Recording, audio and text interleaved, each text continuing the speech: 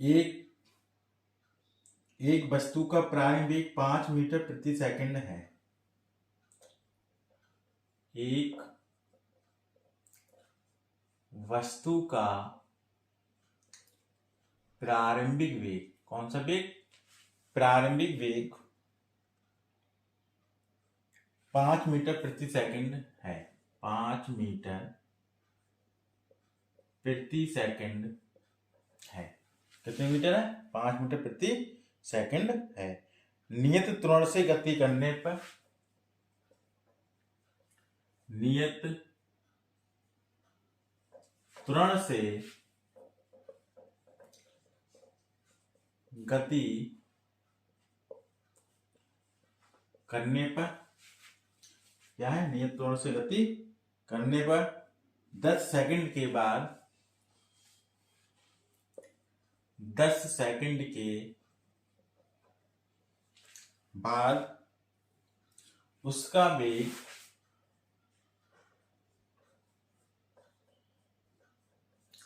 उसका वेग 125 मीटर प्रति सेकंड हो जाता है। वस्तु का नियत त्वरण होगा, वस्तु का नियत त्वरण होगा। ये हमें निकालना है, कितना त्वरण होगा।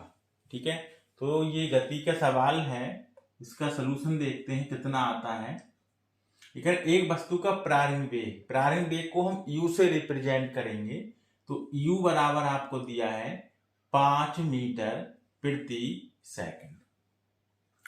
फिर नियत त्वरण से गति करने पर 10 सेकंड के बाद, यानी t हमें कितना दिया है? 10 सेकंड के बाद उसका वेग 125 मीटर प्रति सेकंड हो जाता। पहले कितना था? 5।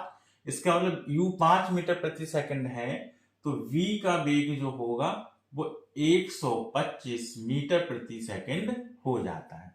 तो वस्तु का त्वरण बताइए, यानी a हमें क्या करना है? निकालना है। a को क्या करना है? निकालना है। तो इसका बताइए आंसर क्या होगा।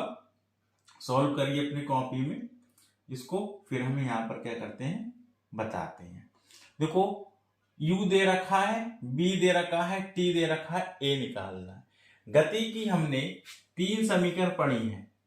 फर्स्ट इक्वेशन होती है b बराबर u प्लस at, दूसरी होती है s बराबर ut plus half at square, और थर्ड इक्वेशन हमारे पास होती है b स्क्वायर बराबर u स्क्वायर प्लस 2as। इन 3 समीकरणों को हम यहाँ पर यूज करेंगे। कितनी समीकरणों को? 3 समीकरणों का हम यूज यहाँ पर करेंगे। ठीक है,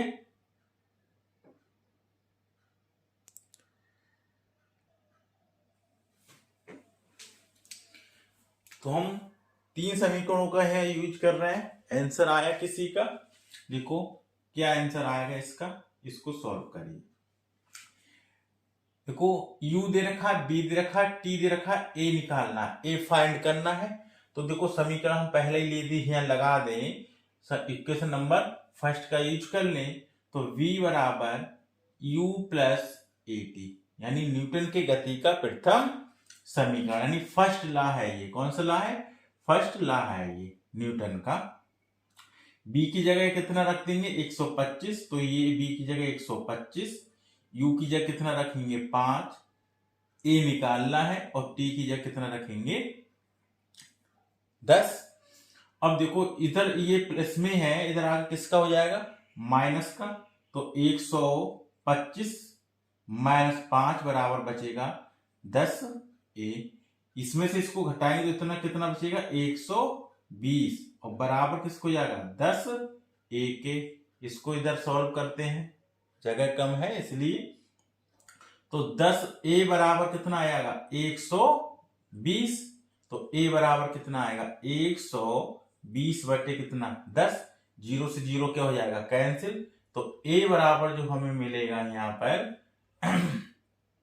ए बराबर कितना मिल जाएगा, ये है हमारे पर कितना 12 मीटर प्रति सेकंड स्क्वायर, यानी ए हमें कितना मिला 12 मीटर प्रति सेकंड स्क्वायर। इस ए की जगह पे हम क्या लिखेंगे 12 मीटर प्रति सेकंड स्क्वायर। ठीक है, ये आपका 2020 में आया हुआ सवाल है। ठीक है, बहुत ही महत्वपूर्ण सवाल है, तेजी के साथ नोट करें, फिर इसमें हम तुम्हें नेक्स्ट सवाल बताते हैं।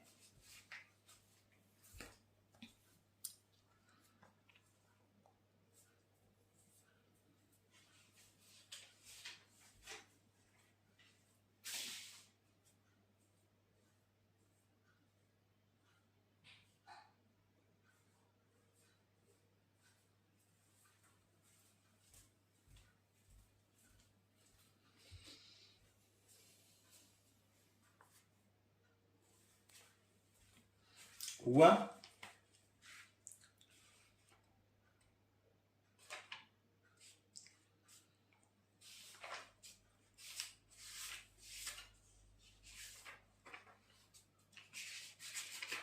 तेजी के साथ नोट करें।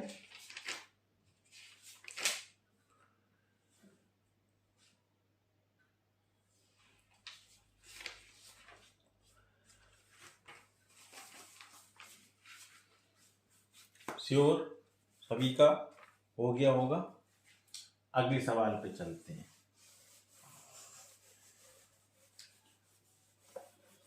सवाल नंबर नेक्स्ट करेंगे।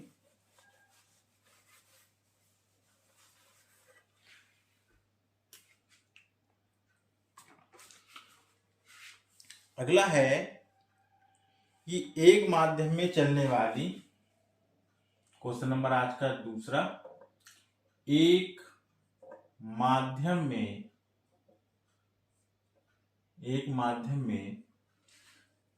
चलने वाली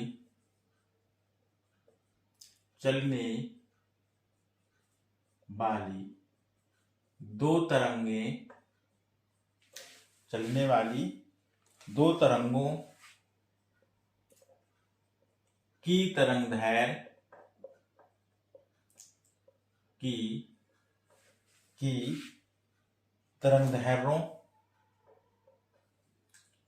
तरंगदैर्ध्यों के अनुपात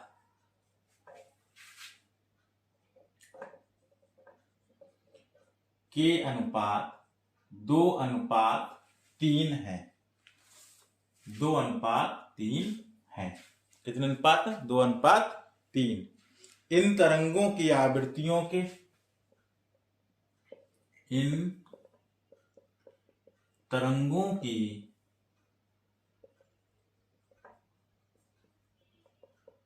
आवृत्तियों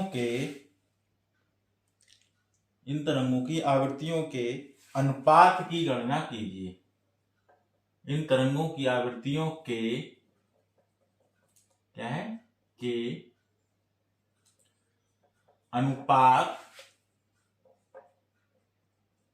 की गणना कीजिए।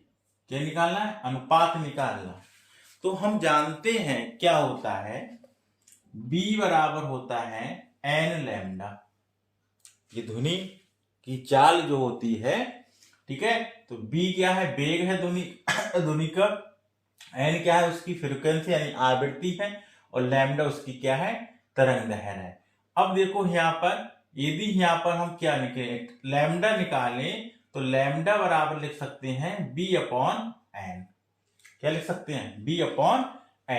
अब देखो सवाल में कह रहा है एक माध्यम में चलने वाली दो तरंगों की तरंगदैर्ध्यों के अनुपात 2:3 है। कितने अनुपात है? 2:3। किसके? तरंगदैर्ध्यों के। और तरंगदैर्ध्य क्या है? लैम्डा। यानी ये लैम्डा जो है हमारे पास है, एक है λ1 और एक है λ2। यानी λ1 अनुपात रेशियो कितना है? 2:3। ये गिवन है हमारे लिए। इन तरंगों की आवृत्तियों के अनुपात निकालना है। किसके? आवृत्तियों के। और आवृत्ति कितनी हमारे पास n है, इसका मतलब यहाँ पर n1 होगा और क्या होगा n2 होगा। इसका मीन्स ये है कि b हमारे पास क्या हो जाएगी कांस्टेंट हो जाएगी, b क्या हो जाएगी कांस्टेंट। इसका अर्थ ये हुआ जो लैम्डा होगा इनवर्सली प्रोपोर्शनल होगा किसके n के। जब n के होगा तो इसी को हम लिख सकते हैं क्या λ1 बटे λ2 बराबर n2 बटे किसका n1, क्योंकि जब λ1 अपन λ2 करेंगे तो इसको जब तोड़ेंगे n1 n2 को तो n2 कहां पहुंच जाएगा ऊपर, यानी λ1 बराबर क्या हो जाएगा आपका n2 upon n1।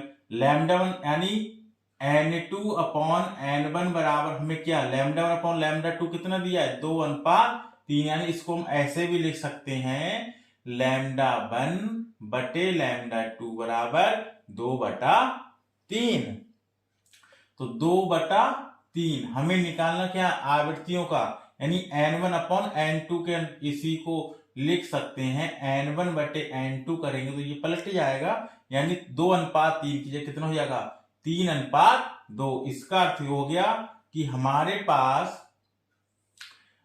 n1 ratio n2 कितना मिल गया 3:2। कितना मिल गया 3:2, यानी इसका आंसर हमें कितना मिल जाएगा 3:2। ठीक है, नोट करें तेजी से।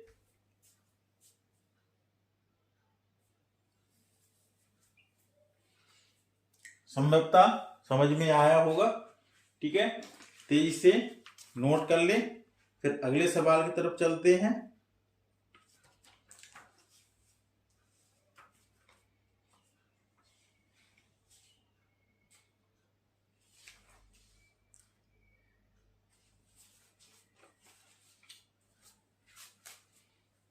हो गया होगा, ये भी आपका 2020 में आया हुआ सवाल है। कितने में 2022 में आया हुआ सवाल है। ठीक है, बहुत ही अच्छा सवाल है ये। ठीक है, अगला सवाल की तरफ देखते हैं। नेक्स्ट सवाल क्या है इसमें, उसके बारे में देखेंगे।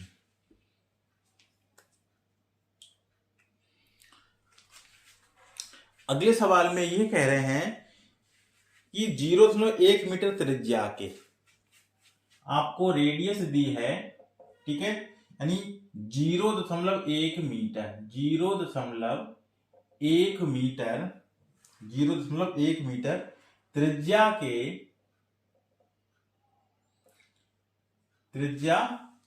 के वृत्तीय मार्ग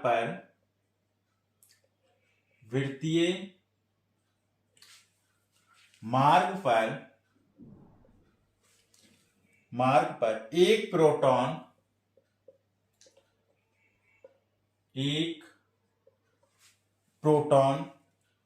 ×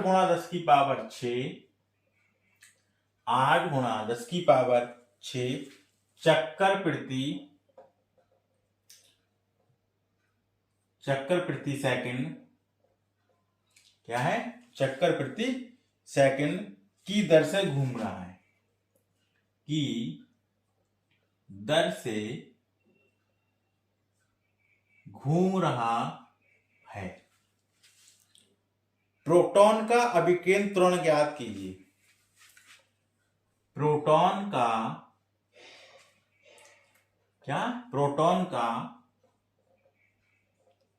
अभिकेंद्र त्वरण ज्ञात कीजिए। क्या कर दिए, अभिकेंद्र त्वरण ज्ञात कीजिए। अब देखो हमें सॉल्व करना है, हम क्या करेंगे। ठीक है, जिसको आता जब तक वो सॉल्व करे इस आंसर को। 0.1 मीटर की रेडियस दे रखी है, यानी गिविंग वैल्यू आर, रेडियस हमें कितनी दी है 0.1 मीटर की। और वृत्तीय गति पर एक प्रोटॉन कितने चक्कर लगा रहा है, चक्कर प्रति सेकंड, यानी n की वैल्यू दी है, आवृत्ति हमें दी है n की वैल्यू 8 × 10⁶। ठीक है, साइकिल प्रति सेकंड, यानी चक्कर प्रति सेकंड। प्रोटॉन का अभिकेंद्र त्वरण निकालना है, यानी ए की वैल्यू हमें क्या करनी है, फाइंड आउट करनी है, यानी ए हमें फाइंड करना है।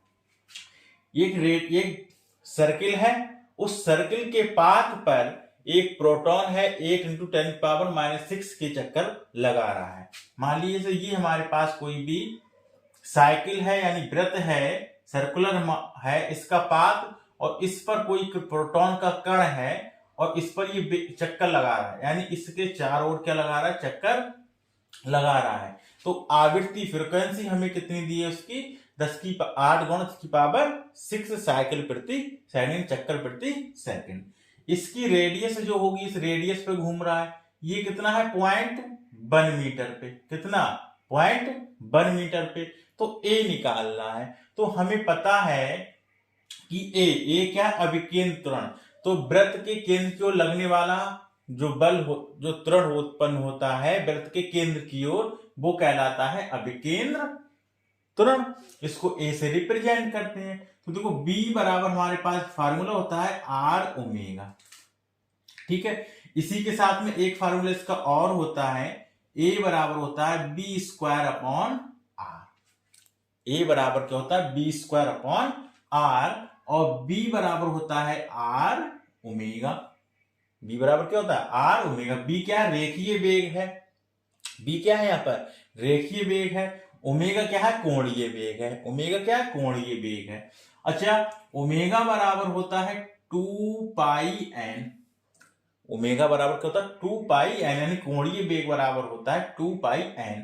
n यहाँ आवृत्ति है, तो यदि इसकी वैल्यू हम यहाँ रखें तो a बराबर हमें क्या मिलेगा, R² ओमेगा स्क्वायर। जब b की जगह रखेंगे तो r का स्क्वायर ओमेगा का स्क्वायर बटे r, तो r से r ये कैंसिल, तो हमारे पास यहाँ जो बचेगा, ये बचेगा R ओमेगा स्क्वायर, यानी a बराबर फार्मूला क्या बन जाएगा, R ओमेगा स्क्वायर। इसको हम डायरेक्ट भी यहाँ रख सकते थे, a बराबर R ओमेगा स्क्वायर। अच्छा, ओमेगा का मान कितना है, 2πn, तो a बराबर हमारे पास क्या हो जाएगा, 2πn × r, और इसका क्या हो जाएगा, होल स्क्वायर। जब स्क्वायर को खोलेंगे तो r तो ऐसे ही रहेगा, 2 का वर्ग कितना, 4 पाई स्क्वायर और n स्क्वायर। फार्मूला हमें क्या मिल गया, फार्मूला मिल गया a बराबर r × 4π²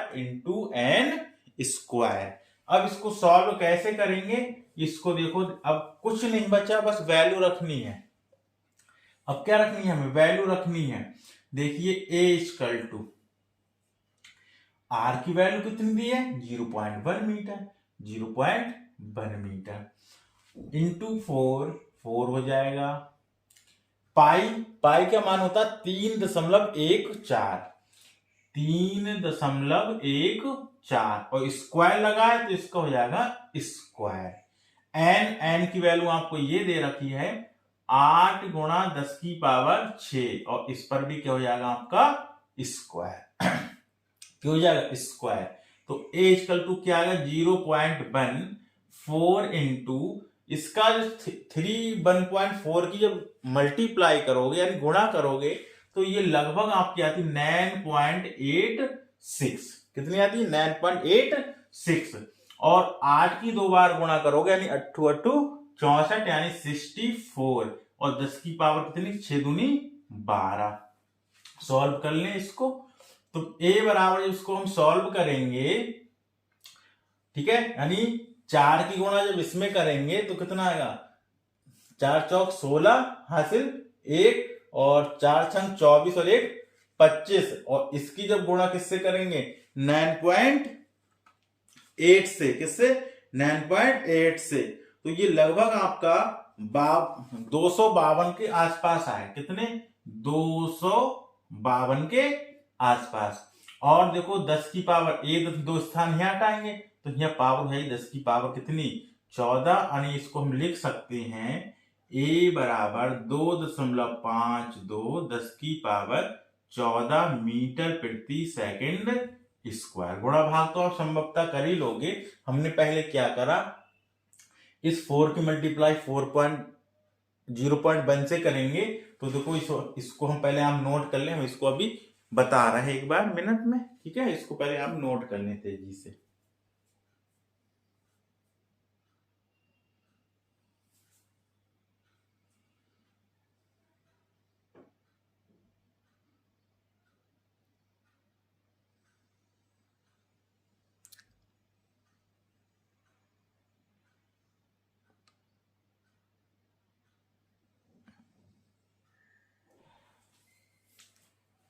हो गया होगा, ठीक है।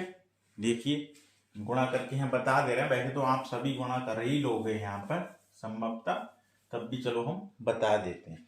जब 4.1 की 4 से करेंगे तो ये आपका आएगा 0.4, और 0.4 की मल्टीप्लाई आप 64 से कर दे तो देखो कितना आएगा, 6 चौक 24, हासिल कितना 2, और 6 छंग वो 4 छंग 4 चौक कितना, सॉरी यहाँ पर थोड़ी, वो 4 की मल्टीप्लाई 4 से कर दो, 4 चौक कितना 16, हासिल कितना 1, और 4 छंग 24, और 1 कितना 25, दशमलव कितने के बाद है 1 के बाद, तो 1 के बाद क्या लग जाएगा दशमलव। अब आपकी मल्टीप्लाई जो आपकी हो गई, अब इसकी मल्टीप्लाई कर दे 9.86 से, 9.86 से इसकी मल्टीप्लाई करें, 6 छंग 36, हासिल 3, 6 पंजे 30 और 3 33, हासिल 3, 6 दूनी 12, और 12 कितना हो जाएगा, 12 3 15, 12 13 14 15 आपका ये। अब 8 की 8 8 छंग 48, हासिल कितना 4, ठीक है। 8 पंजे 40 और 4 44, हासिल 4, 8 दूनी 16, 16 और 4 16 4 कितने 20, हासिल फिर 9 पंजे 9 छक 54, कितना 54, हासिल कितना 5, और 9 पंजे 45 और 5 कितने 50, हासिल 5, और 9 दूनी 18, 18 और 5 कितने हो जाएंगे 18, और 5 कितने 23, 18 5 कितने 23, 6 8 और 9 10 और इतना 11, 5 4 4 4 8 5 4 9 और कितना 13, और हासिल का कितना 14, और 1 1 कितना 2 3 2 कितने 5, और 2 1 2 3 3 के बाद दशमलव है अंक के, तो 1 2 3, यानी ये आपकी आएगी 252.41। अब 2 स्थान और इधर हट जाए तो पावर जो 12 थी, पावर कितनी हो जाएगी 14। यही मैंने लिखा है कि a बराबर 2.52 इंटू 10 की पावर 14 मीटर प्रति सेकेंड स्क्वायर। संभवतः आज के सवाल जो है थे, ये भी आपका 2022 का सवाल है, बहुत ही महत्वपूर्ण सवाल है, ठीक है। तो ये संभवतः आपको समझ में आए होंगे, ठीक है। यदि कोई दिक्कत हो तो आप बताएं, ठीक है। ओके, अब मिलते हैं नेक्स्ट डे में, ठीक है।